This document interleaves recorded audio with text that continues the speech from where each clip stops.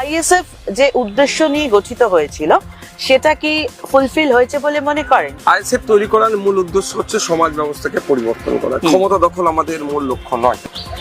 এই যে একটা আমার হিন্দু সমাজের মা শাখাপালা খলিয়ে তাকে পরীক্ষা কেন্দ্রে ঢুকতে ব্যবস্থা করছিল, তার প্রতিবাদ নওশাদ সিদ্দিকী করে, আইএসএফ করেছে।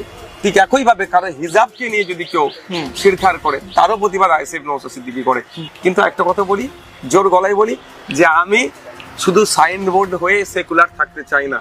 আসুক মমতা ব্যানার্জি এগ্রিমেন্ট করুক, আর আমাদের দলের প্রতিষ্ঠাতা এগ্রিমেন্ট করবে। আইএসএফ যেখানে যেখানে প্রার্থী দেবে, যদি ভোট কেটে এই বিজেপি আসে, তাহলে তৃণমূল যা শাস্তি দেবে আমরা মেনে নেবো, এগ্রিমেন্ট আমরা সিগনেচার করবো। আইএসএফ মানেই মানুষের একটা ধারণা যে সংখ্যালঘুদের প্রতিনিধিত্ব করবে, এই ধারণাটা ভাঙা যাচ্ছে না কেন? জাগ্রত অবস্থায় ঘুমাই, তাহলে তার ঘুমটাকে আমি ভাঙাতে পারবো না। আমি আমার ব্যক্তিগত বলছি, আমি উদ্যোগ নিচ্ছি, অবিজেপি অতৃণমূল যে শক্তিগুলো আছে ছন্নছাড়া না থেকে এক জায়গায় থাকুক, বিজেপি তৃণমূলের বিরুদ্ধে আমরা লড়াই করি।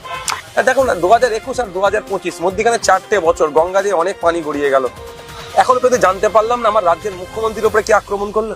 মমতা না মোদী, কাকে বেশি নম্বর দেবেন রাজনীতিক হিসেবে? সেন্ট্রাল গভর্নমেন্ট সুপ্রিম কোর্টে তথ্য দিচ্ছে সারা ভারতবর্ষে 40,000-এর একটু বেশি রোহিঙ্গা আছে, মানে 41,000 নয়।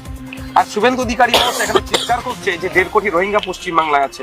আপনার আমার কপালে রোহিঙ্গা তালি লেগে দেওয়ার চেষ্টা করেছে। প্রস্তাব পেলে তৃণমূল কংগ্রেসে যোগ দেবেন? প্রস্তাব পেলে না, অলরেডি ইজ পাস্ট গন ডান। একাধিক প্রস্তাব দিয়েছে, হাঁপিয়ে গেছে, এখন আর প্রস্তাব আসবে না, নিশ্চিন্তে থাকুন। এর ধারণাটা যদি কারোর কাছে থাকে, আমি বলবো আপনার মাধ্যমে, দৃষ্টিভঙ্গি, আপনার চ্যানেলের মাধ্যমে, যে এই ধারণা ভুল।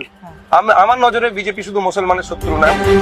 বিধায়ক নওশাদ সিদ্দিকী এমন একটা মানুষ পশ্চিমবঙ্গের, যেখানে দুঃখী মানুষ সেখানে বিধায়ক নওশাদ সিদ্দিকী পৌঁছে যায়।